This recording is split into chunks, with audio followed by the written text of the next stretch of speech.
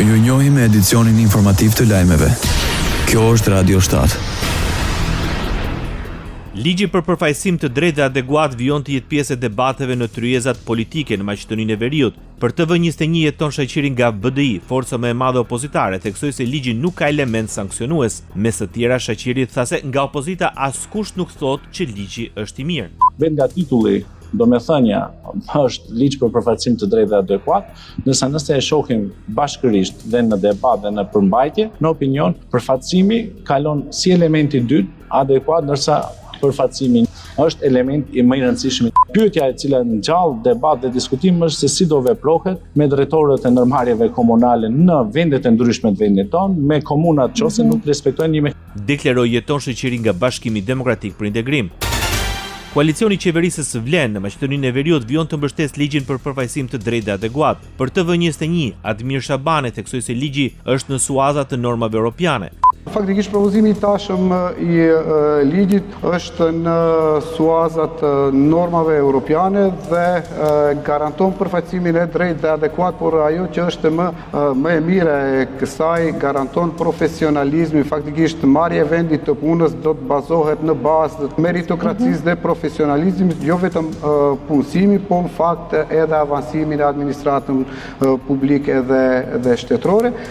Mes të tjerash, Shabani tha se ligji përmbush të gjitha normat europiane, për më tepër sipas tij, ligji nuk mund të goditet në gjykatën kushtetuese të Maqedonisë së Veriut.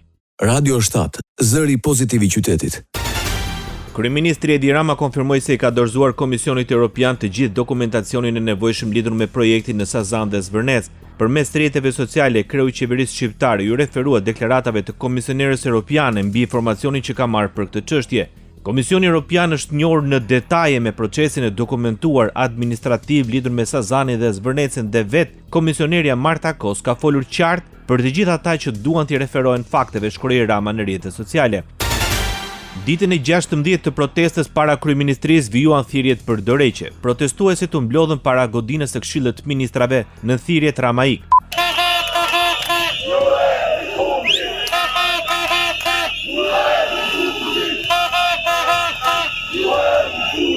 Me pas qytetarët janë larguar nga bulevardi, dëshmorët e kombit dhe vijuan marshimin në rrugët kryesore të Tiranës. Marshimi të jetë në këtë drejtim drejt presidencës dhe pastaj për të bloku. Unë do jam kryet marshimit me studentat. Studentat dhe rinia janë e ardhmja dhe ata do i prinë marshimit. Protestuesit kanë paralajmëruar vazhdimisht se lëvizja nuk do të ndalet derisa të arrihet dorëheqja e kreut të qeverisë.